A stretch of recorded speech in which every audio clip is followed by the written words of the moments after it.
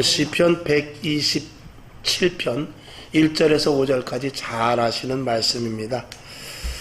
여호와께서 주시는 복, 그리고 또 우리가 이 시편 127편의 말씀을 보면 완전히 하나님께만 의지하여야 되겠다 하는 그런 생각을 이 성경 말씀 속에서 분명히 우리가 알 수 있죠.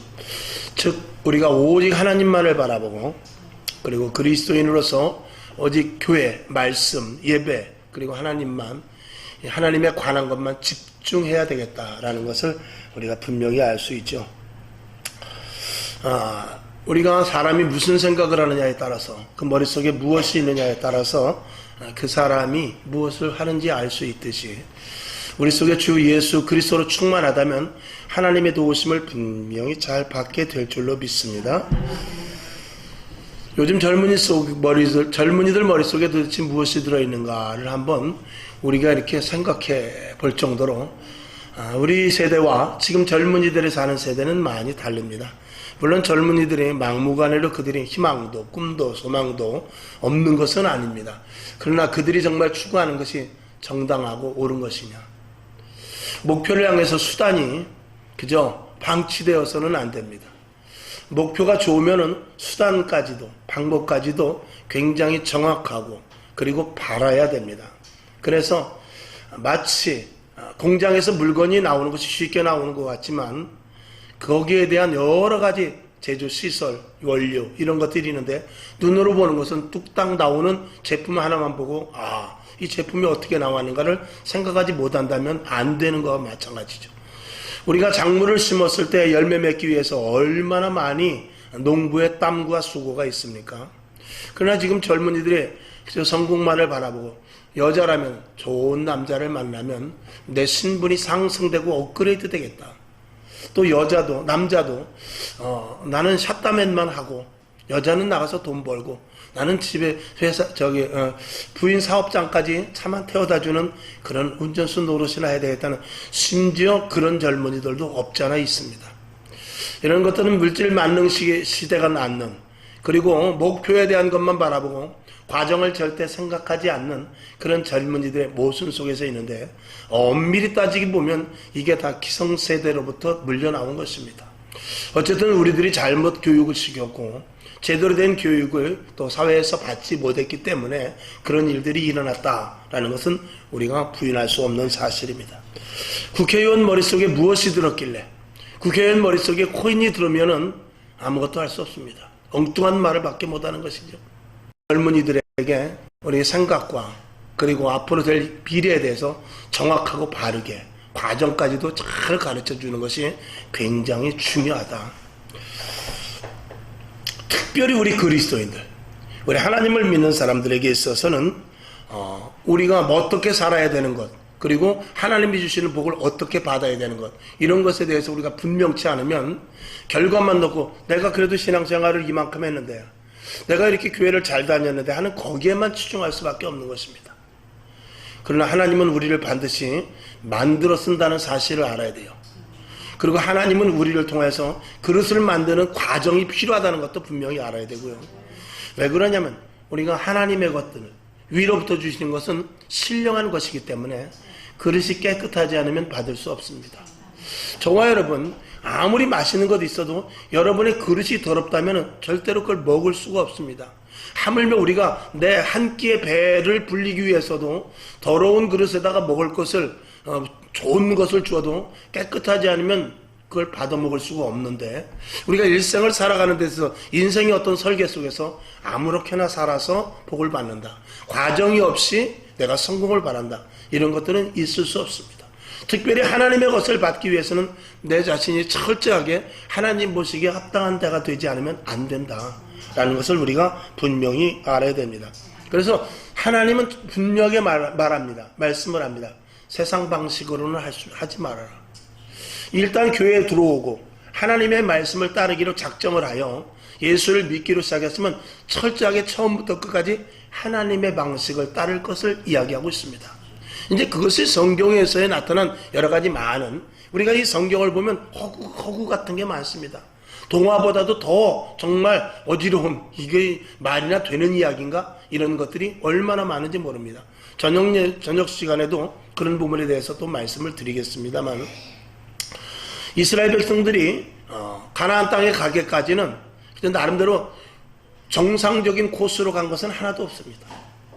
첫째로는 이스라엘 백성들이 가나안 땅에 가는 데 있어서 홍해를 건너는 방법이 달랐어요. 하나님께서 홍해를 가르시는, 사람의 생각과 사람의 방법으로 홍해를 가는 것이 아닙니다.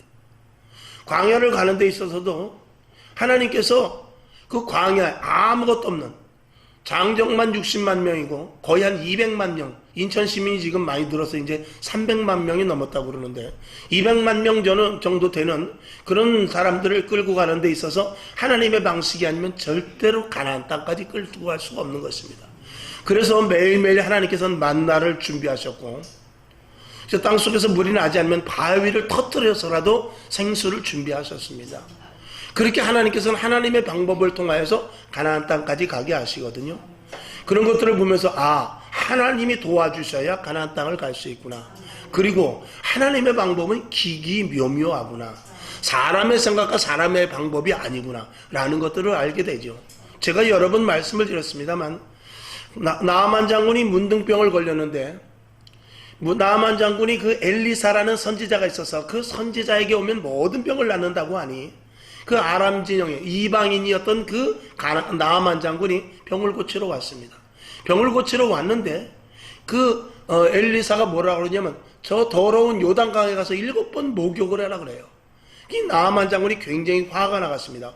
어떤 처방을 해줘야 되는데, 아니면 하나님 앞에 좀 간절히 빌고, 예를 들어서 3일 동안 네가 금식을 하라든지 아니면 정성을 들이라든지 그래야 될 줄 알았는데, 하나님은 그렇게 하시지 않았어요. 엘리사를 통해서 저 요단강에 가서 7번 목욕하고 나와라. 그 요단강은 자기네가 사는 동네 물보다 더 더러웠습니다. 그런데 하나님의 처방은 어떤 약을 먹어서가 아니라, 하나님의 처방은 문둥병을 고치는 데 있어서, 적어도 나만의 문둥병을 고치는 데 있어서는 요단강을 7번 들어갔다 나와야 낫는 것이 최선의 방법이었습니다. 이것은 하나님의 방법이고 하나님의 방식이고, 적어도 나만에게는 그 방식이 아니면 안 될 수 없는 그런 방법이었습니다. 저와 여러분이 하나님을 믿는 데 있어서 제가 오늘 그 말씀을 드린 것입니다. 하나님의 자녀라면 하나님의 방식대로 살아야 됩니다. 우리가 군대를 가면은 사생활, 세상에서 사회와 같이 생활하면 절대로 안 됩니다. 군대 가서는 자기의 개인 생활은 하나도 없어집니다. 그리고 가서 그 군법에 의해서 군대에서 시키는 대로만 해야 그것이 가장 잘 사는 방법입니다.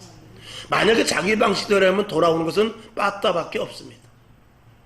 하나님의 자녀 앞에서 우리가 왜 매를 맞고 왜 모든 일이 자꾸 얽히고 설키고 되질 않는가? 이것은 하나님의 보이지 않는 징계에 매인 것입니다. 우리가 하나님의 말씀대로 순종하면 아브라함에게 복이 있었고 이삭에게 복이 있어서 이삭에게 100배의 복이 있었습니다. 그 100배의 복은 우리도 그런 복을 받기를 원하죠.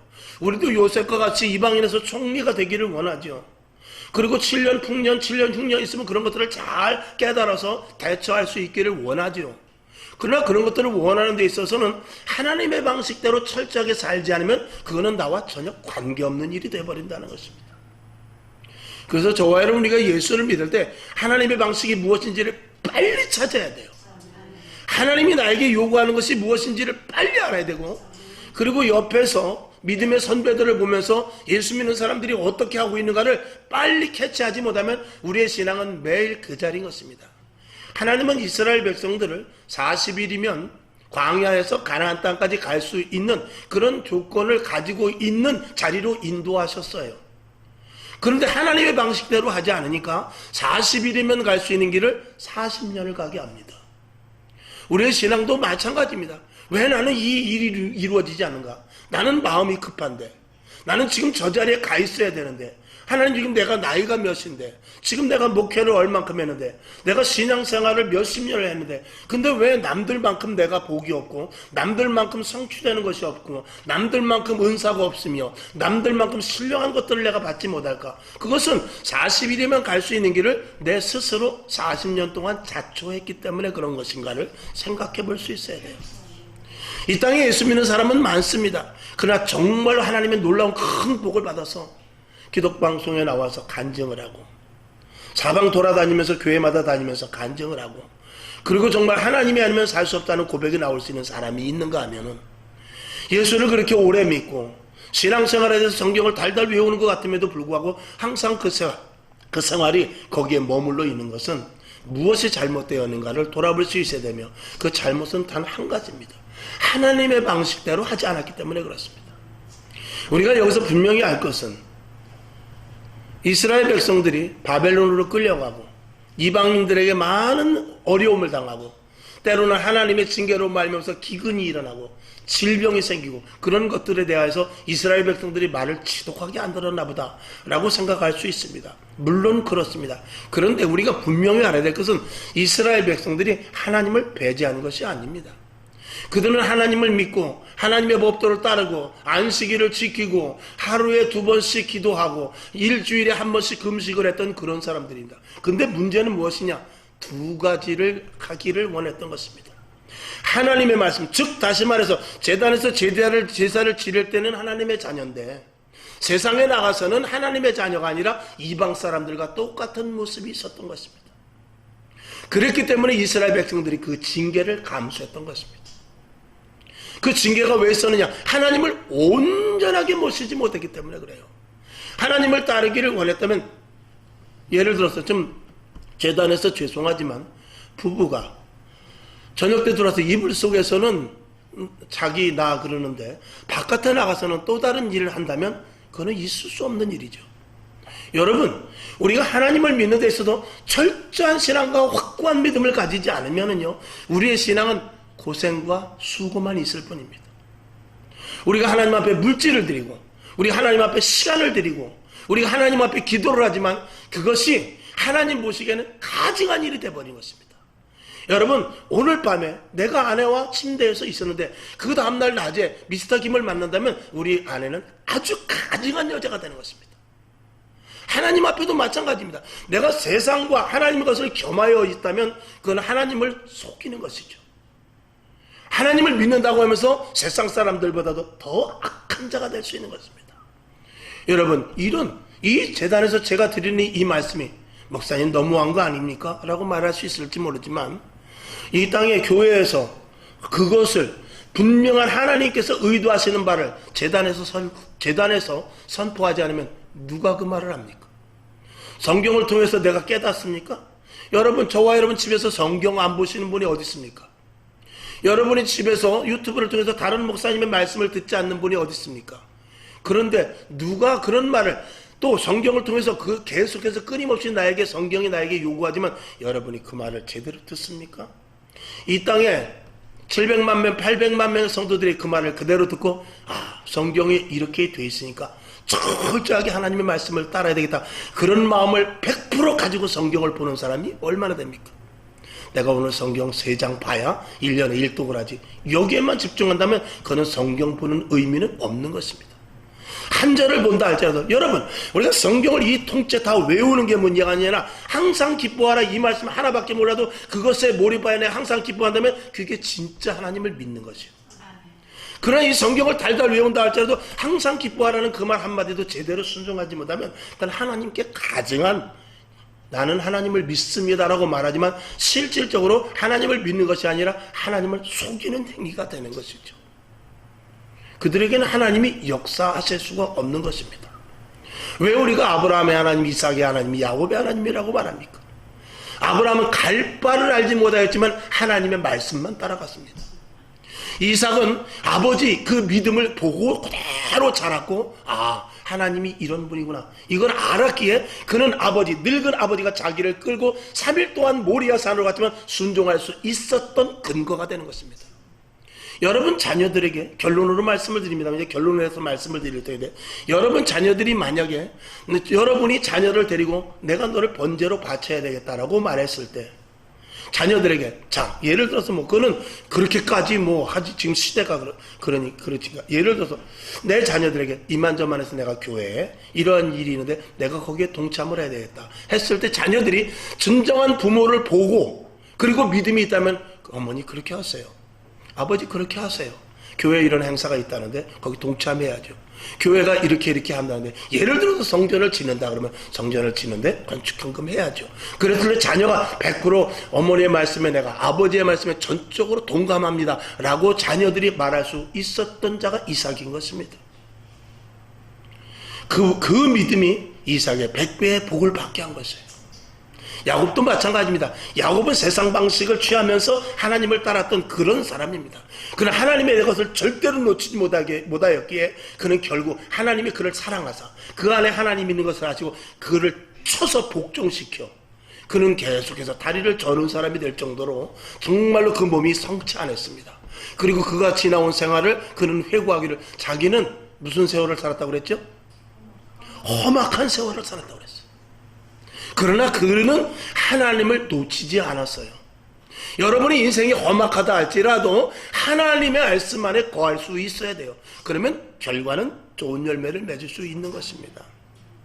오늘 그런 제가 서두에 드린 이 말씀을 머릿속에 넣으시고 오늘 시편 127편 1절에서부터 5절까지의 말씀을 한번 쭉 살펴보도록 하겠습니다. 자, 우리가 첫 번째는 1절을 보게 되면, 집을 세우지 않으면, 여호와께서 집을 세우지 않으면 세우는 자의 수고가 헛되다고 그랬어요. 성을 하나님께서 지켜주시지 않으면 파수꾼을 아무리 세워도 허사라, 그 말인 것입니다. 저와 여러분, 우리 한번 따라해 봅시다. 오직 하나님, 오직 예수, 오직 말씀, 오직 성령의 인도하심, 오직 교회. 아멘. 우리가 이렇게 항상 귀로 듣고 또 우리가 반복을 하면서 다짐을 합니다. 근데 정말 오직인가? 우리가 그리스도인으로서 사도 바울은 그렇게 말합니다. 나는 사나 죽으나 주의 것이다. 가난해도 부해도, 그리고 어떤 환난과 궁핍한 자리에 간다 할지라도 자기는 하나님을 믿는 데 있어서 방해할 것은 없다라는 것입니다. 다 그런 것들을 다 경험하고 그런 어떤 자리에서도 자기는 일체 비결을 다 배웠다는 것입니다. 오늘 저와 여러분, 정말 예수가 아니면 나는 살 수 없습니다. 내 인생 속에서 예수가 아니면 나의 인생은 무의미합니다. 내가 오늘이라도 교회를 못 나오게 한다면 나의 인생은 아무것도 아닌 이 허망한 존재입니다. 이런 확고한 신앙과 믿음이 우리에게 있느냐? 우리는 이 시대에 오늘도 많은 분들이 예수를 드리지만, 교회에서 예배를 드리지만 예수님이 아니라도 살 수 있는 사람 많습니다. 당장 교회 나오지 않아도 먹고 사는데 불편함이 없는 사람이 많습니다. 그러나 저와 여러분, 우리는 예배를 드리지 못하고 신앙생활을 하지 못하면 이 마음속에서 조급함과 갈급함을 넘어서 이 속에 이 간절함 때문에 세상에 다른 것들이 눈에 들어오지 않을 정도로, 세상에 다른 일이 손에 잡히지 않을 정도로 간절함이 우리에게 있어야 됩니다. 그러나 예배를 한 번 빠지고 기도를 하루를 쉰다 할지라도 마음에 그렇게 큰 갈급함과 그리고 하나님의 옆에 나오는 그 간절함이 없다면 우리의 신앙은 좀 생각해 봐야 되는 것입니다. 여러분, 우리가 예수를 믿는 것은 매일 기도하라는 의미도 있고 예배 빠지지 말라는 의미도 있습니다. 왜 우리가 예배를 드립니까? 왜 우리가 기도를 합니까? 기도를 위해서 우리가 있는 것도 아니고 예배를 위해서 우리가 있는 것도 아니라 예배와 기도를 통해서 하나님과 깊은 관계를 갖기 위해서인 것입니다. 우리가 하나님과의 깊은 관계, 그러니까 작은 일이든 큰 일이든 하나님과 관계를 맺지 못하면 우리의 기도가 무슨 소용이 있으며 우리가 예배에 무슨 의미가 있냐는 것을 먼저 말씀을 드리는 것이죠. 그래서 하나님과 깊은 관계, 하나님을 늘 인식하며 살아가는 이것이 우리에게 매우 중요하다는 것을 말씀을 드리는 것입니다. 그러니까 하나님이 나를 도와주지 않으면 나는 삶의 가치가 없다. 나는 삶의 의미가 없다. 내가 성을 아무리 지킨다 할 때도 하나님이 도와주셔야 이 성을 지킬 수 있다. 또 여호와께서 이 집을, 내 가정을 세우지 않으면, 하나님이 내 가정에 계시지 않으면 우리 가정은 무의미하다. 이것이 철저하게 우리 심중 속에 배어 있어야 되는 것이죠. 아유, 우리 가정 예수 안 믿었으면 어떻게 되었을까? 내가 하나님을 알지 못했으면 내가 지금 어디에 있을까? 이런 생각을 우리는 정말 아주 근접적으로 깊숙이 할 수 있어야 돼요. 저는 그런 생각을 합니다. 내가 예수 믿지 않았으면 정말 무엇이 되었을까를 생각해 볼 때 사실은 끔찍합니다. 끔찍하죠. 그런 생각이 우리 속에 있어요. 나는 뭐 본성이 착하니까, 나는 법 없어도 살 사람이니까 그렇게 생각할 수 없습니다. 사람은 그런 존재가 아닙니다. 환경에 밀려서 이리 가고 저리 가고 해서 결국은 내가 원치 않는 자리까지 갈 수 있는 게 사람의 모습인 것입니다. 내가 원한다고 합니까? 여러분 생각하고 마음먹은 대로 다 됩니까? 절대로 내 마음먹은 대로 다 되지 않습니다. 내가 내일은 어디를 가야 되겠다고 목표를 다 세워놓고 차 3차까지 해놨어도 내일 못 갈 일이 생각하면 못 가는 거예요. 하나님이 허락하셔야 모든 것들을 할 수 있는 것입니다. 그래서 이 시대는 정말 오직 하나님인가, 오직 예수인가, 오직 교회 중심인가, 이것에 대한 철저한 분석을 내 스스로 할 수 있어야 된다라는 것을 먼저 말씀을 드립니다. 잠언서 3장 5절을 보겠습니다. 자, 잠언서 3장 5절. 자, 시작. 너는 마음을 다하여 여호와를 의뢰하고 내 명철을 의지하지 말라. 명철이라는 것은 명석한 두뇌를 가진 사람의 생각이라고 할 수 있어요. 그러나 네가 아무리 똑똑하고 IQ가 남들보다 20, 30 높다 할지라도 하나님을 의지해야지 네 생각은 절대로 완성되는 데까지 갈 수 없다라는 것을 하나님은 분명하게 말합니다. 이 성경을 써놓은 것은 이 성경의 믿음의 모든 선배들이 다 그랬다라는 것을 우리는 분명히 알아야 되죠. 그 다음에 두 번째 2절 보면 너희가 일찍이 일어나고 늦게 누우며 수고의 떡이 헛되다 그랬어요. 아침에 일찍 일어나서 벌고 저녁에 늦게까지 수고하지만 그게 헛되다라는 것입니다. 그러니까 잠을 못 자요. 일찍 일어나서 늦게까지 수고를 했으면 잠을 달게 자야 될 거 아닙니까? 걱정과 근심이 한없이 밀려오고 내 마음속에 갈등과 회의와 그리고 후회와 그리고 소망을 하지만 그 소망이 이루어질까 하는 그런 어떤 나름대로 조바심 때문에 당장 여러분 돈이 있으면 있을수록 사람은 더 불안해지는 것입니다. 돈 많은 집일수록 담장은 높아지는 것입니다. 돈 없는 집은요 대문을 열어놓고 살 수 있는 것입니다. 여러분 우리가 모든 것들을 많이 가졌다고 해서 편안한 것이 아닙니다. 다 두 다리를 뻗고 자를 수 있는 사람은 내가 다리를 뻗으면 우리 집이 좁아서 창문을 열고 자야 되고 머리는 이쪽 방문을 열고 이렇게 잔다 할지라도 없는 사람이 마음이 편할 수도 있는 거예요. 우리는 가졌다고 해서 풍부한 것이 아니라 내 마음에 누가 있느냐, 내 마음을 어떻게 갖고 있느냐, 마음이 편안해야 그게 진정한 평안인 것입니다. 여러분 우리는 세상이 내 마음대로 될 것 같지만 아까도 말씀을 드렸지만 내 마음대로 되지 않는 것입니다. 내가 아무리 수고를 해도요 수고가 헛될 수도 있는 일이 얼마나 많은지 모릅니다. 자, 성경을 한번 보죠. 에레미야 2장 13절을 보겠습니다. 시작. 내 백성이 두 가지 악을 행하였나니 곧 생수의 근원되는 나를 버린 것과 스스로 웅덩이를 판 것인데 그것은 물을 저축치 못할 터진 웅덩이라. 아멘. 하나님께서 이스라엘 백성들에게 말하고 있어요. 생수의 근원이 되신 나를 버려. 여러분 하나님을 버리고 세상 사람들이 사는 가운데 있어서 가장 그들이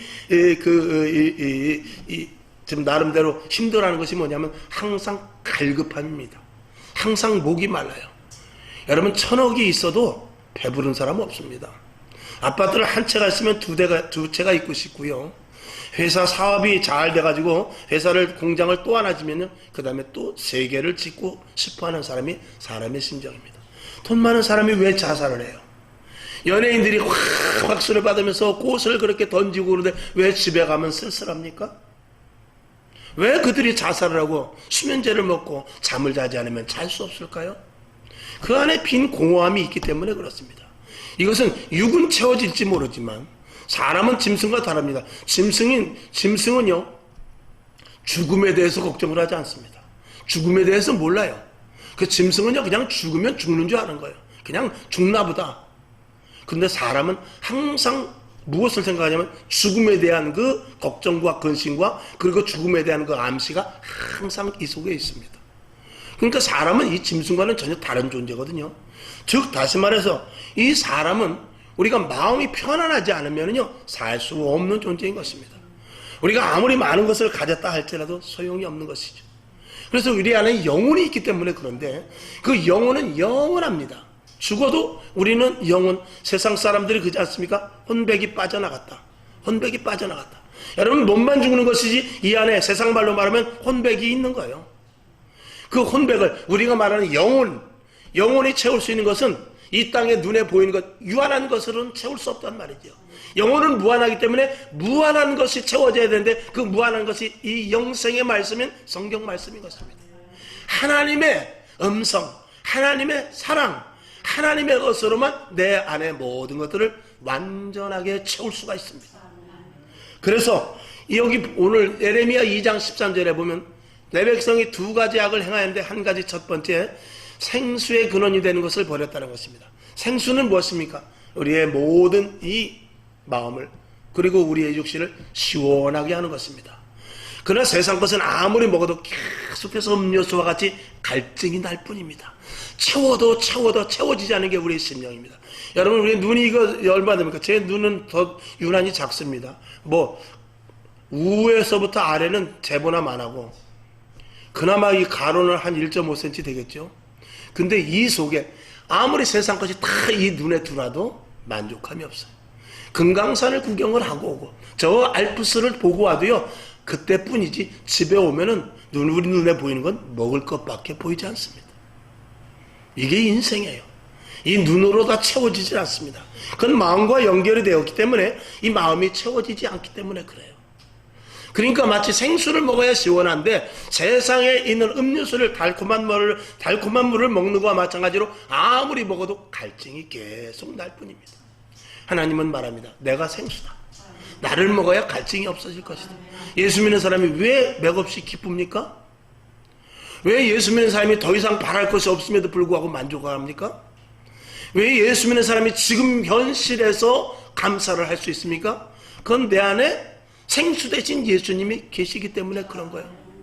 그러니까 모든 일이 잘 안 된다 할때도 하나님이 나를 도와주실 것이고 잘 되면 잘 되는 더 큰 소망을 갖는데 그 소망이 하나님께로부터 있다는 것을 우리는 믿기 때문에 그런 것이죠. 여러분 실망과 포기와 좌절은 세상 사람들은 아무리 잘해도 그 자리에서 벗어날 수 없습니다. 그러나 우리는 아무리 안 돼도 꿈과 소망과 비전을 가질 수 있는 것은 주 예수 그리스도께서 우리에게 생수가 되시기 때문에 그렇습니다. 오늘 뒤에 보면은 터진 웅덩이라는 것입니다. 터진 웅덩이에 아무리 물을 모아봤자 깨진 항아리에 아무리 물을 부어봤자 여러분 그 체에 아무리 물을 부어봤자 다 빠지고 마는 것입니다. 아무리 채워도 한도 끝도 없습니다. 이 갈증이 채워지지 않거니와 그리고 아무리 채워도 뒤돌아보면 앞으로 남고 뒤로 미친다는 말이 있어요. 우리가 아무리 잘한다 할지라도요 이 뒤에 나중에 가서 이 계산기를 따져봤을 때 이게 뭐야 내가 고생만 했네 이런 것들이 우리 인생의 결산서 속에서 하나님을 믿지 않는 자들에게 결론표가 되는 것입니다. 저와 여러분 예수님을 믿는 데 있어서 하나님을 믿고 하나님을 의지하고 생수 되신 예수님이 우리와 함께 한다는 것은 이 땅에서 가장 큰 복임을 믿으시기를 주님의 이름으로 축원합니다. 아멘. 돈이 있어도 건강이 없는 사람이 많아요. 지식은 있지만 뭐합니까? 지식은 있는데도 희귀병 하나 고치지 못합니다. 그리고 권력이 있으면 뭐합니까? 사람들이 배신해서 다 떠나갑니다. 이 세상에 믿을 곳은 없습니다. 오직 하나님밖에 없는 것이죠. 여러분들도 그런 일들을 많이 당해봤을 것입니다. 자, 학개서 2장 16절을 보겠습니다. 시작. 그때에 20석 곡식 더미에 이른즉 10석뿐이었고 포도즙 틀에 50그릇을 기르려 이른즉 20그릇뿐이었느니라. 분명히 욥은 농사를 지면 포도즙에 50그릇을 채울 수 있을 것이라는 50그릇의 즙을 포도즙을 만들 수 있을 줄 알았는데 나중에 걷고 보니까 20그릇밖에 안 되다라는 것입니다. 쌀을 100마지기를 지어서 한 마지기에 지금 뭐 4가마가 나오나요? 보통 한 마지기에 4가마가 나올 줄 알고 10마지기를 졌으니까 40가마 100마지기를 졌으니까 400가마가 나오겠는데 가을에 가서 거들어 보니까 절반밖에 안 나오는 것입니다. 이게 인생인 것입니다. 하나님이 도우시지 않으면 우리의 모든 것들은 채워도 끝이 없습니다. 전도서 1장 14절을 보겠습니다. 시작. 내가 해 아래서 행하는 모든 일을 본즉 다 헛되어 바람을 잡으려는 것이로다. 참 기가 막힌 말이죠. 바람을 잡는 것이래. 바람을 잡을 수 있습니까? 이 세상에 아무리 권세도 명예도 돈도 권력도 다 바람을 잡는 것입니다. 내일 무슨 일이 일어날지 우리는 알지 못해요. 여러분이 오늘도 성전문을 열고 나가다 무슨 일이 일어날지 1초의 이후의 일도 우리는 알 수 없습니다. 오늘의 만족감을 가지고 영원까지 살 수 있는 것은 생명 대신 예수 그리스도밖에 없습니다.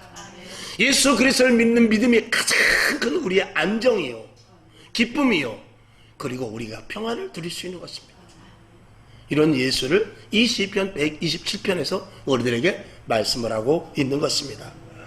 심는 대로 거두는 것이 복입니다. 할렐루야. 우리가 비록 눈물을 흘리면서 씨를 뿌리러 갔지만 기쁨으로 거두는 게 이게 복인 것입니다. 지금은 눈물을 흘리지만 기쁨으로 감사로 거둘 수 있는 자, 이게 진짜 큰 축복인 것이죠. 지금의 눈물이 무슨 얼마나 좀 힘든지 모르지만 그것보다도 우리가 기쁨으로 거둬야 되지 않습니까? 지금 기쁨으로 뿌리러 가는데 슬픔으로 돌아온다면 이건 비극 중에 비극일 수 있는 것입니다. 그 다음에 세 번째로 3절에 보게 되면 자식은 여호와께서 주신 기업이라고 그랬어요. 기업이라는 것은 대대로 물려나가야 돼요. 여러분, 초대 회장이 기업을 잘 자녀들에게 물려주었는데 그 자녀가 홀딱 말아먹는 경우가 얼마나 많은지 모릅니다. 그건 소용없습니다. 저와 여러분을 하나님께서 부르셨을 때는 자녀들에게 믿음을 전파하라는 것입니다. 자녀들에게 믿음을 전수시키라는 것입니다. 왜? 하나님을 의지하는 복을 그 자녀들에게 보여주고 그 복을 가르치라는 것입니다. 그것이 아까 말씀드린 대로 아브라함, 이삭, 야곱의 놀라운 축복의 연계성인 것입니다. 그 복을 우리들에게 가지라고 자녀들을 기업으로 세우라는 것입니다. 여러분이 지금 무슨 사업을 합니까? 어떤 직장을 다닙니까? 여러분이 무엇을 계획하고 있습니다. 무엇을 계획하고 있습니까? 그 계획이 자녀들에게 있어서 하나님으로 말미암은 복과 관계가 없으면 아무 소용이 없다는 것입니다. 그래서 오늘 본문 127편 3절에도 보면 자식은 여호와의 주신 기업이요 태의 열매는 그의 상급이다. 태의 열매는 그의 상급이라는 것은 태의 열매를 상급으로 삼으라는 것입니다. 상급은 무엇이죠? 상급은 하나님 앞에 갔을 때 상 받는 것입니다. 하나님 앞에 갔을 때 상급을 주는데 그 상급의 원천이 뭐냐면 태의 열매라는 거예요. 그건 뭐냐면 하나님께서 우리에게 상 받을 일 중에 가장 큰 상급 받을 일은 뭐냐면 우리에게 주신 자식이라는 거예요. 즉 자식을 예수 그리스도 안으로 들어오게 하는 것이 하나님 앞에 받을 가장 큰 상급이라는 것입니다. 이것을 오늘 127편에서 말씀을 하고 있는 것이죠. 여러분, 이 복이 저와 여러분에게 분명할 수 있기를 주님의 이름으로 축원합니다. 예수 그리스도 하나님을 믿기 위해서 우리를 부르신 이유 가장 큰 네 가지 제가 항상 말씀을 드립니다. 여러분도 외워야 될 것이요. 첫 번째, 하나님께서 우리를 부르신 이유는 우리를 구원하시기 위함입니다. 그리고 나아가서 구원의 확신을 갖기 위함인 것입니다. 그리고 하나님의 자녀로서 권세를 누리기 위함입니다. 그래서 구원하시기 위하여 우리를 불렀고, 그 다음에 두 번째는 우리를 통하여서 세상에 나가서 빛과 소금, 즉 복음을 전하라고 우리를 부르신 거예요. 할렐루야. 그러니까 저와 여러분의 삶의 목적이 뭐냐? 복음 증거예요. 복음 증거가 빠지면 하나님께서 우리를 부르신 이유는 하나님은 그냥 꽝이 돼버리고 마는 것입니다. 저와 여러분, 그래서 두 번째는 복음 전도, 그 다음에 세 번째로는 우리가 예수 그리스도를 믿음으로 말미암아 받은 복을 세상 사람들이 보고 우리를 보고 예수 믿을 마음이 생기게 하는 것입니다. 야, 저 사람은 내가 볼 땐 저 사람 저러다 자살하지. 근데 안 죽죠. 저 사람이 이제 큰일 났어. 야, 저 집을 어떻게 하면 좋지? 근데 포기하지 않고 오히려 감사하고 그 시간에도 전도하러 가죠. 그리고 교회 가서 기도하고 기쁨을 얻고 나오면서 오히려 다 멀쩡한 나에게 그 사람이 더 힘든데도 불구하고 위로를 해주죠. 이게 어디서 나옵니까? 하나님을 믿는 분명한 믿음. 그리고 그 결과가 하나님께서 주신 축복의 열매로 맺게 하는 데까지 이르르는 것. 이 복을 받기 하기 위해서 저와 여러분을 부른 것입니다. 그 다음에 네 번째 가장 중요한 것, 지금까지 말씀을 드렸습니다만 자녀의 믿음의 대를 잇기 위해서 여러분이 복음의 바톤을 받았습니다. 그 복음의 바톤을 누구에게 줘야 됩니까? 우리는 리레이 선수예요. 다른박질, 운동장에서 다른박질하는 리레이 선수입니다. 이 복음의 바톤을 받았으면 뛰어서 그 다음에 누구한테 줘야 돼요? 그 다음에 복음의 바톤을 믿음의 리레이 다음 주자에게 줘야 되는데, 여러분 다음 주자가 누굽니까? 자녀들 아닙니까? 다음 세대들 아닙니까? 그들에게 복음의 바톤을 전해주지 않으면 우리는 뛰는데 아무런 의미가 없는 것입니다. 성경을 한번 보겠습니다. 신명기 11장 18절을 보겠습니다. 시작. 이러므로 너희는 나의 이 말을 너희 마음과 뜻에 두고 또 그것으로 너희 손목에 매어 기호를 삼고 너희 미간에 붙여 표를 삼으며. 그러니까 하나님의 말씀을 눈에도 미간에도 코에도 그리고 얼굴에도 손목에도 이 옷깃에도 다 붙이고 다니면서, 그건 무슨 말씀입니까? 항상 하나님의 말씀을 의식하면서 살아가는 것입니다. 아, 내가 오늘 화내지 말아야지. 아, 하나님이 기뻐하시는 일이 무엇인지 알아야지. 아, 생수 대신 예수님이 내 안에 있으니까 나는 포기할 수 없지. 이런 것들을 항상 우리 안에 느끼면서 살으라는 것입니다. 그 다음에 마지막으로 4절에 보게 되면 젊은 자의 자식은 장사의 수중의 화살 같으니 이것이 그 전통에 가득한 자는 복되도다. 이것은 무슨 말씀이냐면, 활을 쏘는 궁수가 그 활통에 활이 가득 차 있으면 그 사람은 든든합니다. 근데 활이 굉장히 좋은 활이에요. 근데 화살이 없으면 그게 무슨 소용입니까? 자, 총을 가졌는데 총알이 없어요. 대포, 신형 대포, 자주포가 좋은 게 있는데 아니 포탄이 없으면 무슨 소용이 있습니까? 저와 여러분에게 마찬가지입니다. 여러분이 예수님 믿어 복 받는 것도 좋지만 자녀들이 복을 받지 못하면 그거는 허망이라는 것입니다. 여러분이 받을 수 있는 복 이상의 복이 자녀들에게 받아야 돼요. 여러분, 조금 전에 리레이를 이야기했습니다만, 여러분 리레이 뜰 때 가장 뒤에 있는 선수를, 어떤 선수를, 첫 번째 선수하고 마지막 선수는 가장 잘 뛰는 사람을 둡니다. 그래서 초대교회 성도들은요, 얼마만큼 열정이 있었는지 마치 처음 계주를 잡은 첫 주자가 뛰듯이 뛰는 거예요. 그리고 지금까지 우리에게 이어오다 이제는 주님 오실 날 얼마 남지 않은 마지막 세대입니다. 저와 여러분이 최선을 다해서 첫 주자와 같이 뛸 수 있어야 되고, 저와 여러분 다음 세대의 자녀들은요, 우리보다 더 강력한 힘을 가지고 뛸 수 있도록 신앙의 바람을 불어줘야 돼요. 믿음을 더욱더 깊이 있게 넣어줘야 돼요. 신앙을 더욱더 든든하게 해줘야 돼요. 마귀가 때가 얼마 남지 않음으로 말미암아서 믿는 자들을 우는 사자와 같이 노리면서 믿는 자들을 넘어뜨리라고 하고 있어요. 그런데 우리가 예전과 같은 신앙을 가지고 그 페이스로 달리면 안 된단 말입니다. 우리 다음 세대들은 더 우리보다 더 힘차게 달릴 수 있도록 막강한 믿음을 부어줄 수 있어야 되는 것입니다. 이것이 없으면 안 되는데 우리의 사명이 그래서 큰 것입니다. 그래서 매일 기도해야 돼요. 그래서 예배에 집중해야 되고요. 매일 성경 말씀을 보면서 그 말씀이 내게 완전히 들어와서, 완전히 저 말씀이 나의 화 되어서 하나님의 자녀답게 온전히 주님을 인식하면서 살아가는 저와 여러분이 되고, 이 땅에서 권세와 능력 및 더불어서 이 땅에 주님께서 주신 놀라운 축복을 다 받아야 된단 말입니다. 물질, 건강, 환경의 복과 더불어 영적인 권세와 능력이 강력하게 저와 여러분에게 있지 않으면 마지막 시대를 살아가는 의미가 없다라고 말씀을 드립니다. 여러분에게 이 오늘 시편 127편 1절에서 5절의 말씀이 여러분 후대에 이르는 복에 이를 때까지 그대로 임할 수 있기를 주님의 이름으로 축원합니다. 자, 창세기 1장 28절을 보겠습니다. 하나님께서 사람을 제일 먼저 창조하고 이 능력을 주셨어요. 마지막 때까지 이 능력이 그대로 이어져 가야 됩니다. 자, 봅시다. 창세기 1장 28절 시작. 하나님이 그들에게 복을 주시며 그들에게 이르시되 생육하고 번성하 땅에 충만하라. 땅을 정복하라. 바다의 고기와 공중의 새와 땅에 움직이는 모든 생물을 다스리라 하시니라. 아멘. 여러분, 여기 오늘 이제 글자 그대로 본다면 땅에 충만하라, 땅을 정복하라 등등 이렇게 나오는데, 땅을 정복하는 것이 아니고 땅에 속박당하면 안 됩니다. 또 바다에 공중의 새 모든 생물에게 다스리라고 그러는데 다스림을 당하면 안 됩니다. 여러분, 물질의 노예가 되지 마십시오. 권력의 노예가 되지 마십시오. 자녀의 노예가 돼서도 안 됩니다. 아내 남편의 노예가 돼서도 안 돼요. 오직 하나님의 주의 종으로서, 저와 여러분 하나님의 자녀로서 이 땅에 그 주님이 주시는 권세를 가지고 이 땅의 모든 것들을 다스릴 수 있어야 돼요. 다스리는 자에게, 여러분 정말 돈 많은 사람은 돈 가지고 다니지 않습니다. 우스갯소리 한번 해야 되겠네요. 그 전에 제가 사업할 때 보면은요, 정말 그 맨 위에 그 사업 주체 있는 사람은요, 그 사람은 지갑도 안 갖고 다녀요. 가는 데마다 다 밥 사줘요. 아, 이거 좀 잘 부탁합니다. 누가 사주냐면 없는 사람이 사주는 거예요.